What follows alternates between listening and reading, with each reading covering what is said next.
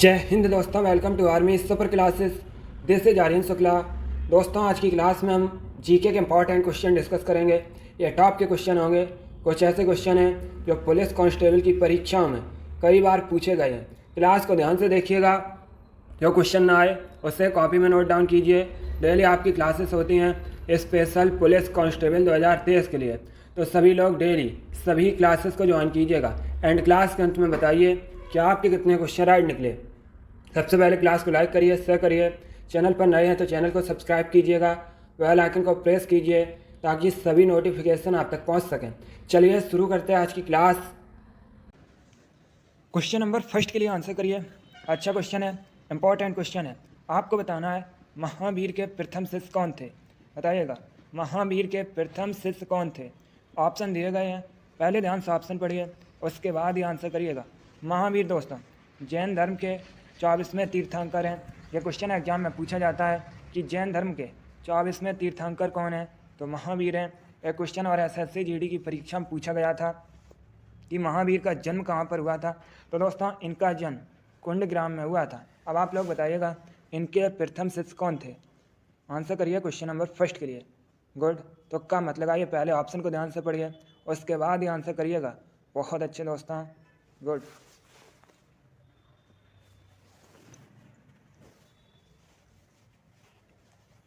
देखिएगा, इसका right answer option number A होगा, जमाली।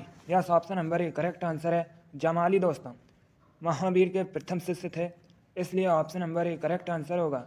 जिसने भी क्वेश्चन नंबर फर्स्ट का ऑप्शन नंबर ए दिया है उनका राइट आंसर है। बहुत अच्छे, गुड। आगे बढ़ते हैं। अब क्वेश्चन नंबर 2 के लिए आंसर करिएगा। क्वेश्चन है दोस्तों, सोनागिरी जहाँ जैन धर्म के 108 मंदिर हैं। अब बताइएगा ये किसके समीप स्थित है। ए दतिया, बी झांसी, सी ओरछा या डी ललितपुर। सभी लोग आंसर करिए क्वेश्चन नंबर 2 के लिए। थोड़ा सा कठिन क्वेश्चन है बट आप लोग आंसर करिएगा। बहुत अच्छे, गुड। आपको बताना है सोनागिरी कहाँ स्थित है। गुड। इसका right answer option number A होगा, Datia. Yes, option number A correct answer है दोस्तों, दतिया मध्य प्रदेश का एक जिला है और इसी के पास सोनागिरी स्थित है। तो आपका right answer option number A होगा। चलिए आगे बढ़ते हैं। क्वेश्चन नंबर 3 के लिए आंसर करिए।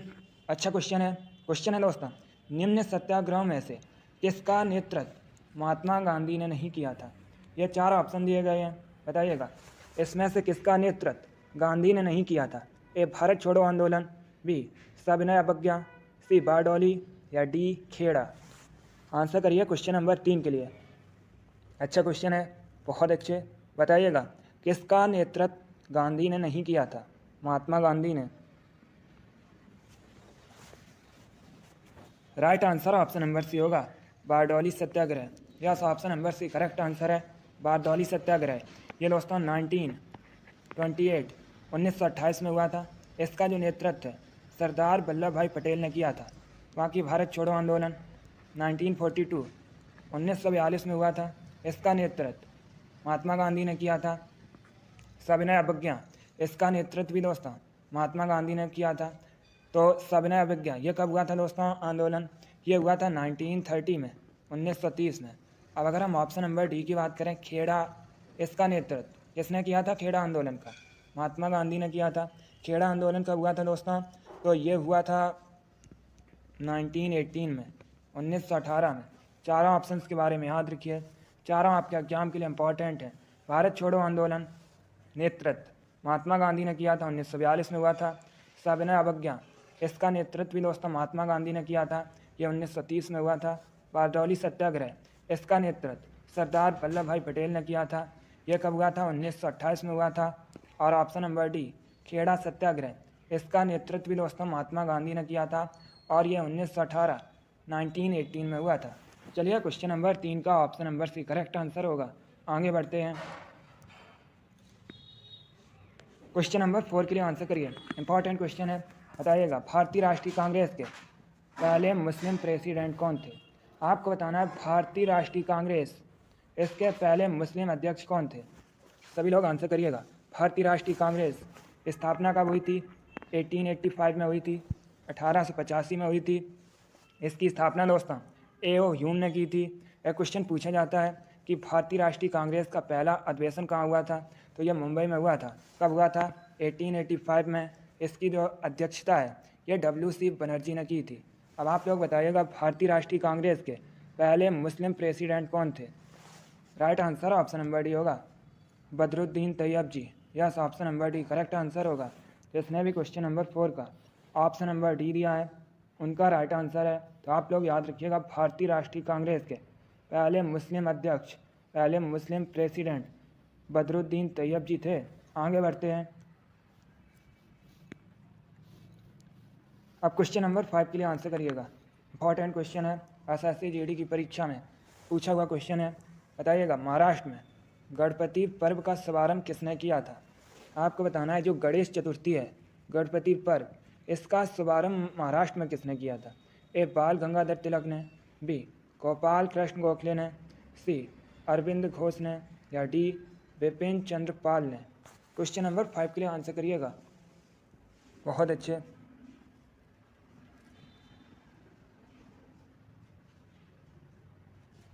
इसका राइट आंसर होगा ऑप्शन नंबर ए बाल गंगाधर तिलक ने।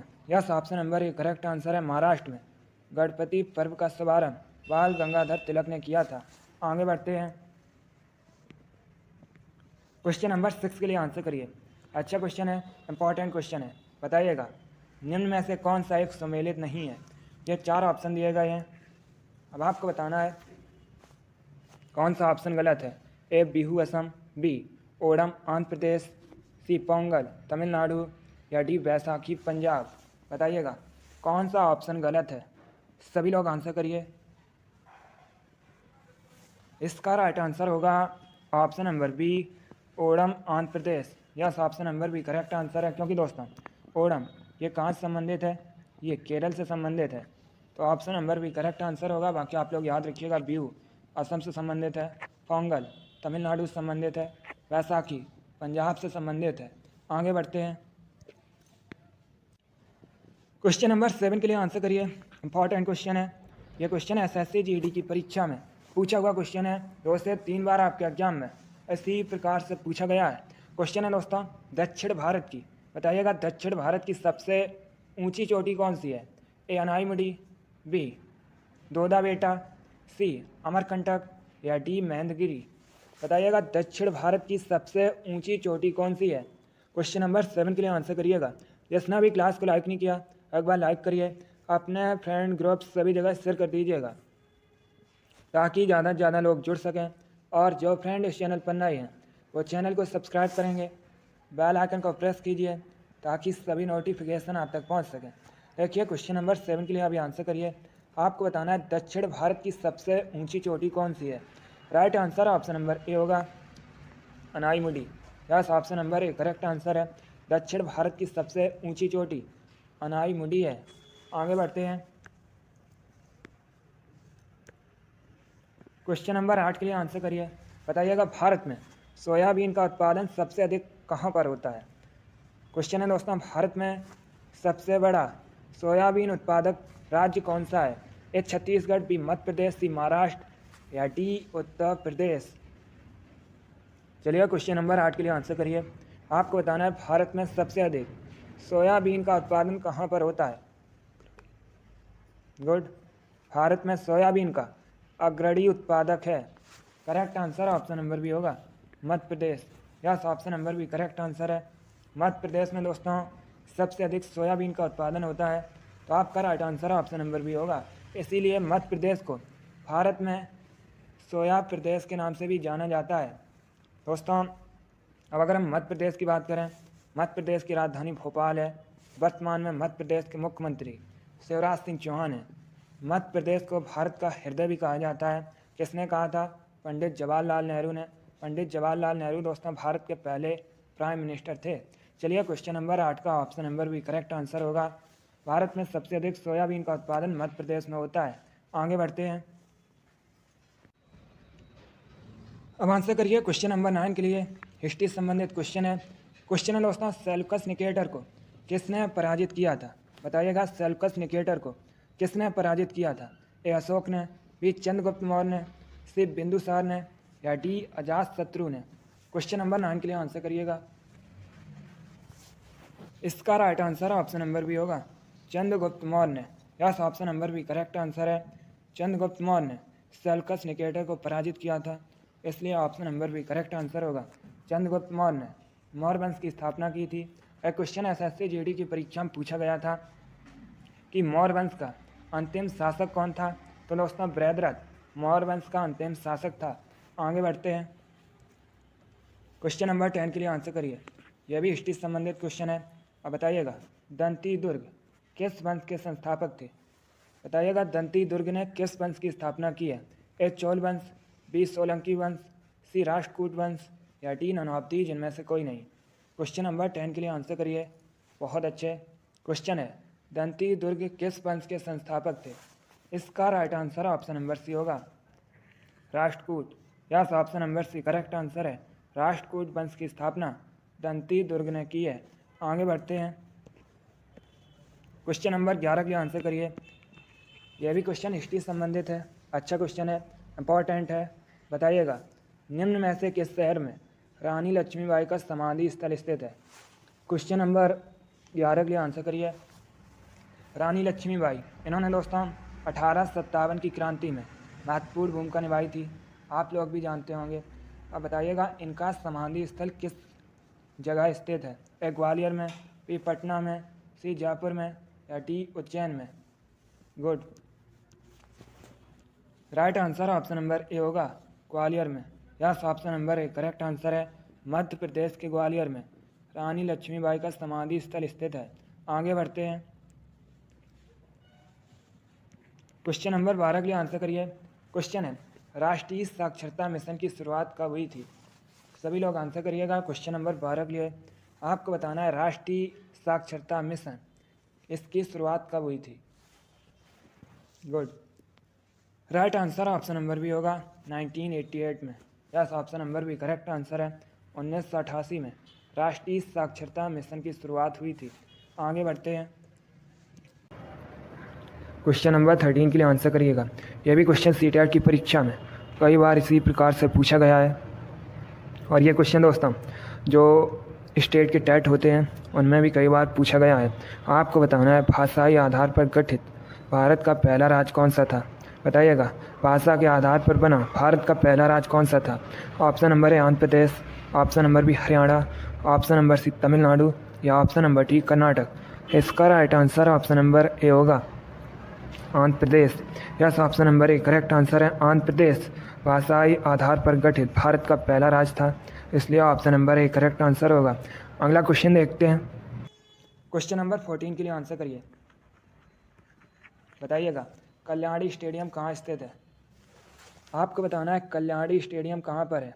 ए महाराष्ट्र में, बी हरियाणा में, सी पश्चिम बंगाल में, या डी केरल में? इसका right answer option number C होगा पश्चिम बंगाल में। Yes, option number C correct answer है। कल्याणी स्टेडियम पश्चिम बंगाल में है। अगला क्वेश्चन देखते हैं, क्वेश्चन नंबर 15 के लिए आंसर करिए।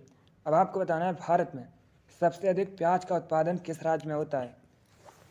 क्वेश्चन नंबर 15 के लिए आंसर करिए। क्वेश्चन है भारत में सबसे अधिक प्याज का उत्पादन किस राज्य में होता है?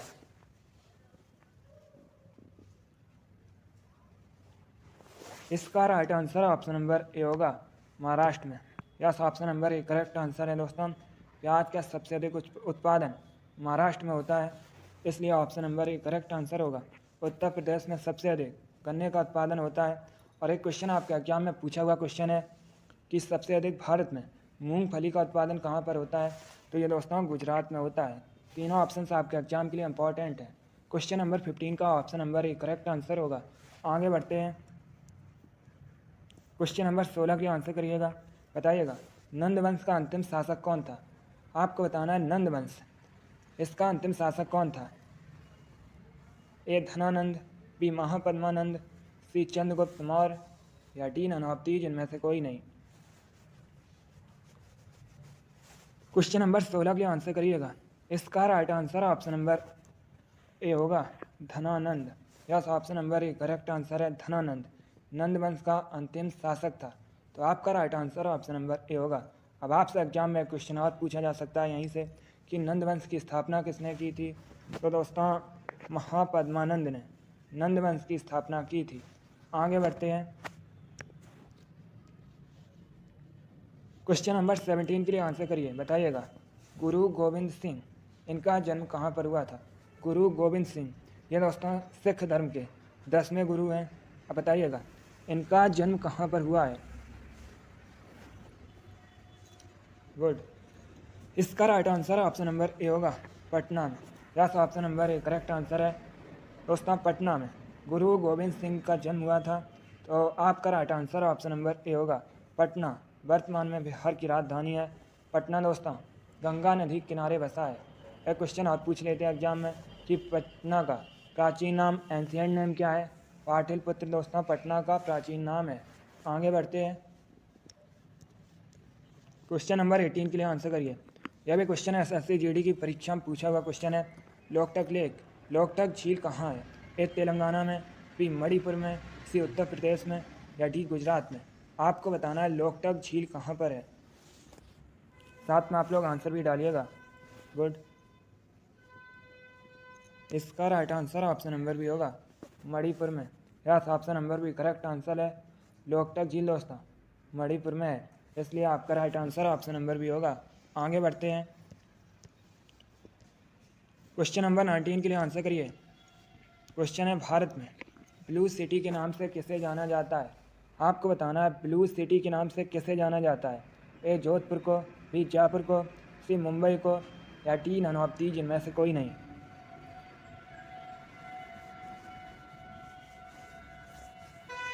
इसका right answer option number A होगा जोधपुर को। Yes, option number A correct answer है दोस्तों जोधपुर। राजस्थान का शहर है, इसे भारत में ब्लू सिटी के रूप में जाना जाता है।